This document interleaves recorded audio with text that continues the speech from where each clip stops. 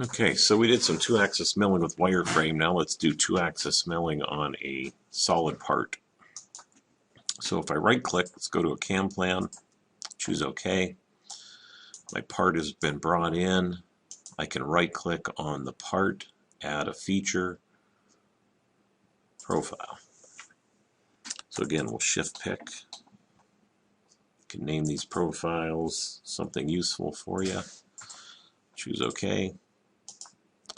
And we'll also add another profile for this inside.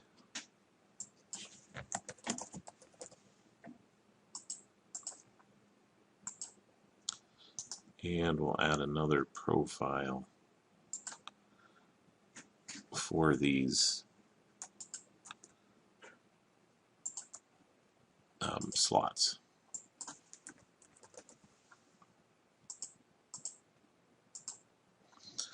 Okay, so we've got our part, we've got our profiles we want to machine. We can add some stock. So it's going to be on our XY plane. Choose OK. And again, we're in inch, machining a metric part, but it, you know, the software doesn't care what tool libraries you use. So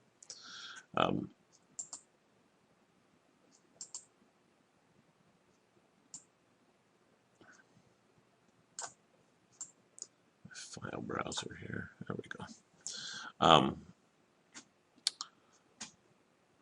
So at this point, we can go ahead and just do some 2-axis machining. I do a profile with our OD. Pick my tool. Load something in from the library. Go around this like a 1/2 inch flat again. And you know, I keep making edits to this because I use this software as it comes out of the box, but you can save that to your tool library. So if I go back into manage, right, so this 1/2 inch flat end mill, I can say add to library. Well, which library? The one that I have in my customization inch tools, say apply. So now that is going to be my new tool that comes up every time.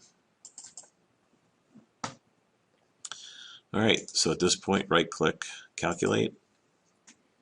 I see a little line popped up here. If I turn my shading off, there's my tool path. It's on the inside. So again, need to go here and say, yeah, I want to climb mill around the right side. And, you know, again, in and out. Now, if I hit save here, this saves the parameters of the profile cut for me. So now this lead in and out and path setting right are going to be my default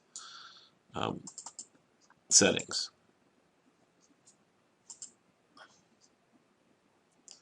So we calculated that.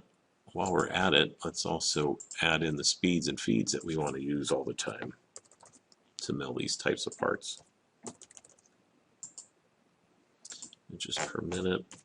Just say we'll go 20. And my plunge, right, so that's the feed down in. Maybe I want that 50% of my traverse, right? So again, calculate, okay. So there's my OD. And then we are going to duplicate that. So copy, paste, remove the OD, add in the ID, manage our tools. I'm going to grab a smaller tool. Well, actually, we can use the 1/2 inch flat end mill and machine this. So we're going to go past setting, we're going to go left, calculate, and we're going to go to our primary. We'll take several steps to get inside here. So there it is. We'll be able to finish machining that. You know, how do you know if you've got the right size tool for this? You can go inquire, arc, and check the size of this inside arc. and that's a 433 radius, and I chose a 1/2 inch end mill, which has a 0.25 radius, so we're good there. So this part is finished there. The slot, though, what size is this? So if I go over to distance, right, that's 472, so I got a 1/2 inch end mill, so that's not going to work. So we're going to have to paste in that operation again, remove that feature. We're going to go to slots. Now we're going to grab a different size tool. So we'll manage this and we'll grab a 3/8 tool. And again, change the size of this. And to make sure that I don't have to do that again, I'm going to say add that to the library. And that's going to be in my customization.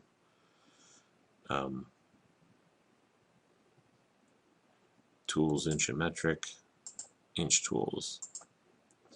So it's going to save that in there. And we're going to use that end mill. And if I right click now and say calculate, again I see my tool path, but it is outside of that. So I'm going to go back to my parameters, path setting. I want to be on the left.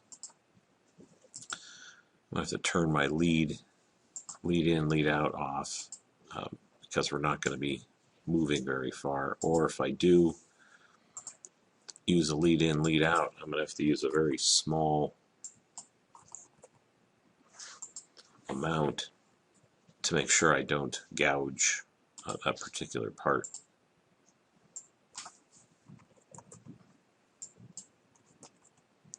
Calculate. So there, that'll drop down about in the middle and then feed out and do that little slot around through there. So that is done. So now we've been doing 2D without any type of solid verification. So now we're going to introduce something new.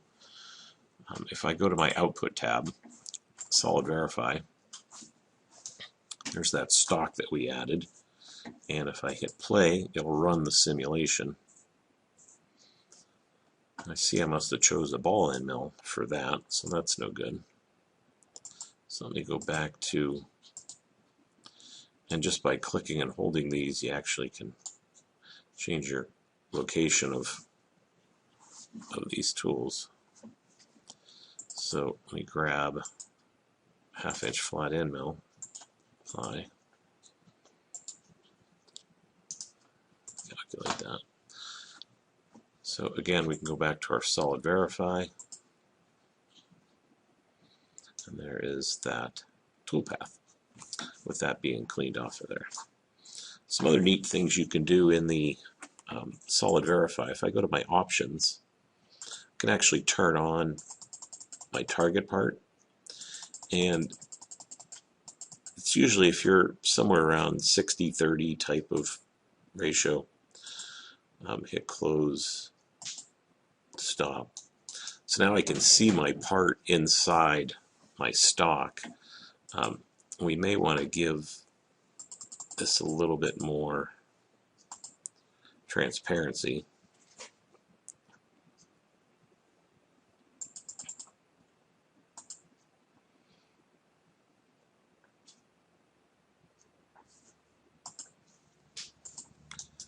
For some reason, maybe it's because I'm recording a video, that's not the exact result I thought we were going to have.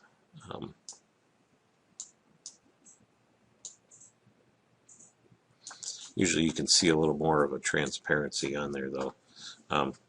But play with those options. You can also go to render and you can choose things like hybrid. Oh, I'm sorry. There we go. Hybrid. Turn that off. So if I hit stop, I can see my part inside of my stock, and as I hit play, I still get the metal removal lines there. So again, go back into options, display. Maybe that stock should be so much. This should be up a little bit. There we go. So stop resets the view. Play allows that to go through. All right, so then I can click on my machine, grab my machine from my library, add my tools to my tool changer,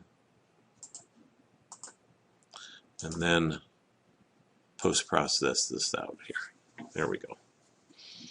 All right,